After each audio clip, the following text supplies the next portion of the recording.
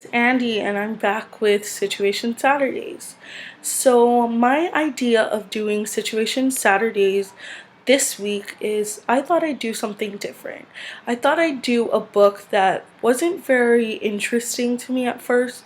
It was more of a forced kind of book, when you're in high school and you are taking these English classes, you are expected to read certain novels, and I felt like at first I didn't think that this book related to me in any way, but then as I read it and as the book goes on and you learn the lessons of the book, I learned that maybe it did relate to me in one way or another. It might not be as relatable as the other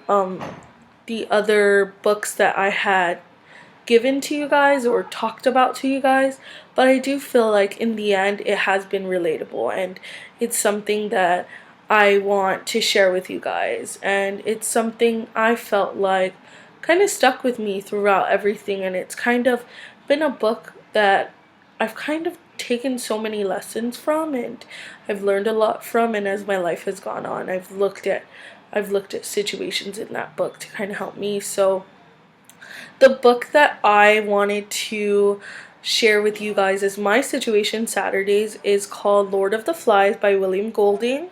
Many of you might know what Lord of the Flies is, as many English teachers do force us to read it.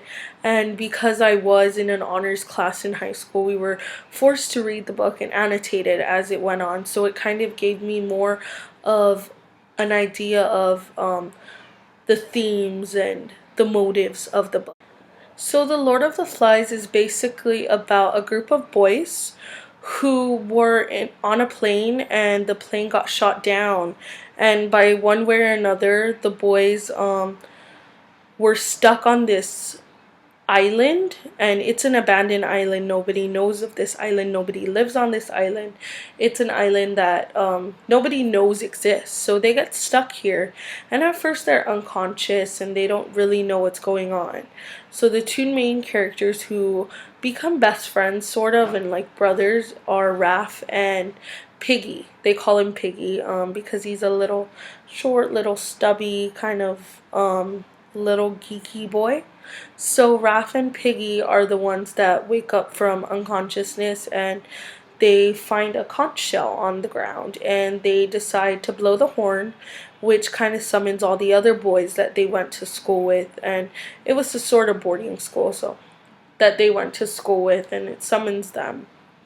So these kids are not only stuck there, there are no adults, there are no parents. So what they're kind of doing is they're forced to grow up, sort of. They're forced to um, be on their own more so. And these are little kids around 10 or 11, 12 years old. Some of them are 13. But these are kids who don't know how to take care of themselves, and they don't know how to live in civilization. So these boys are forced to kind of learn how to build shelters, to learn how to search for food on the island, to learn different crafts and techniques that would help them live on the island, because they don't know when they will be saved. So, of course, in the beginning, the boys are looking around for anyone they might know.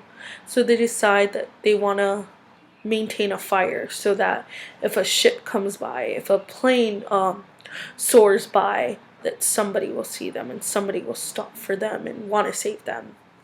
So the book goes on and it talks about their civilization, their lack of civilization, their brotherhood at first.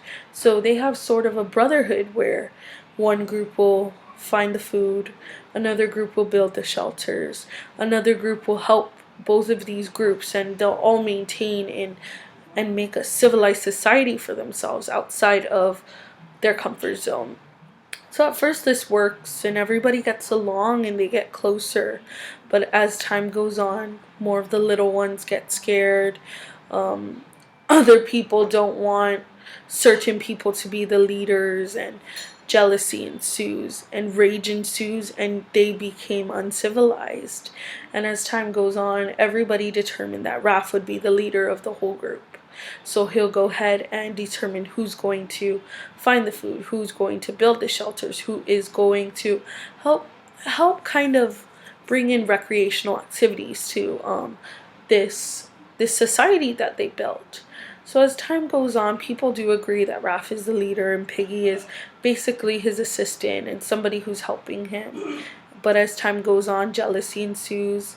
Some of the boys become hunters and they become vicious. They're not only hunting for their food, they start hunting each other and they start becoming aggravated and very enraged with each other. So as time goes on, two of the characters, Raph and one of the other main characters, decide that they don't get along, and one of the boys becomes really vicious and decides, I'm gonna split this society in half. I'm going to be my own leader and I'm gonna have my own group.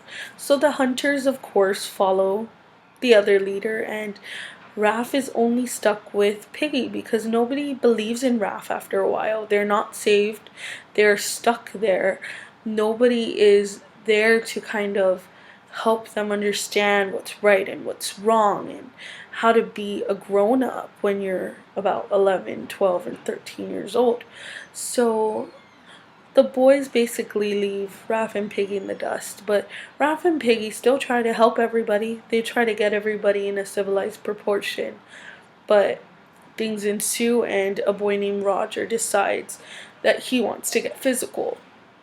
So he decides that we're all gonna fight and we're all gonna kill each other, and things are gonna happen. So what happens is he decides to, I guess, push a boulder, and what the boulder does is it breaks the conch shell, which is the only means of communication within the island. If Raph can't find some of the boys, he blows the conch shell. If things need to be done, the conch shell is blown. If people need to communicate, the conch shell is used. So what happens is the boulder smashes the conch shell, but the boulder also decided to roll upon a boy, and he killed Piggy. And at first in the book, you think it's not intentional, and then you realize it was intentional. So right after Piggy dies and he's killed, the hunters go after Raph. And Raph is in hiding. He doesn't have anybody. Everybody's against him. Everybody wants to kill him. Nobody really wants Raph alive because they feel like he's a threat to their society.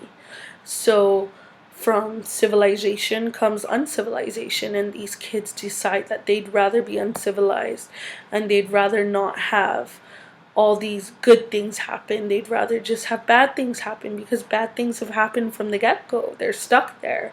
So they decide they want to hunt Raph, and Raph goes into hiding for a few days, and he's trying to get away from these guys. He hears them, so he runs.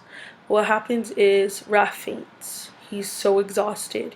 He hasn't eaten, he hasn't drinking. All these other boys, because they're all helping each other, are able to eat, they're able to drink, they're able to get shelter, and Raph doesn't get any of that. He's alone. His best friend just died. He's alone on this island. So what happens is Raph goes back to consciousness, and he sees a Navy officer right above his body. So the naval officer is asking him, son, what is going on? I was coming around with my ship and I saw a humongous fire, so I came to check. And Raph decides that he begins to sob. He doesn't know what to do, and the boys finally find Raph, and they freak out because they see an older man there. A man who's going to save them and going to bring them home or bring them back to civilization. And the story ends with all these boys sobbing, and your heart kind of breaks for them, but your heart is also floored to know that they're saved and they're going to go back to civilization. So I believe that when I first read this book, I was like, how does this relate to me? I don't get it. I don't understand the context of this. And then I start to annotate the book. I start to analyze the book. And one thing that stuck with me, and one thing I feel like is in my situation or in any situation that you're put in, that everybody's put in, there's sort of, when you read this book, you see a loss of innocence. So these kids are innocent human beings when they get on this island, and things happen problems ensue. People start to become jealous of each other or whatever. And these kids lost their innocence, and they lost their innocence fast. They had to grow up. They had to make make a shelter for themselves. They had to find food for themselves. They had to fend for themselves without anybody there to help them. So I feel like a loss of innocence between these kids is sort of what is seen in the book, and that's what I kind of took out of it, is that when we lose our innocence, a big part of us is lost. And what I do when I'm enraged or when I'm angry, I look back and I'm like, you know what, it's not worth it. If you look at this story and you see these kids, and that they've become so enraged that they literally kill each other, it's just not worth it. And it was one of the biggest lessons I took out of Lord of the Flies. There were many lessons to take out, there were many themes to take out, but I felt like the loss of innocence and finding yourself, and being able to look at yourself in the mirror and say it's not worth it. It's not worth it. Other people have been in worse situations. I felt like that was what I took out of the book, and that's why Lord of the Flies was my Situation Saturdays. But you know Situation Saturdays, it doesn't always have to be a certain situation you've been in to kind of be your Situation Saturday. It could be a lesson you've taken out. And I felt like Lord of the Flies was my lesson, and it was just learning of, your innocence and the loss of innocence, and learning how to conduct yourself in a certain situation. So it was more of an eye opener for me. And it helped me with my Situation Saturdays. So if you guys have any suggestions for Situation Saturdays, please leave a comment down below. I'm willing to read any book and to add it to our Situation Saturdays, or any day of the week that we have planned here at Eat.Drink.Read Club.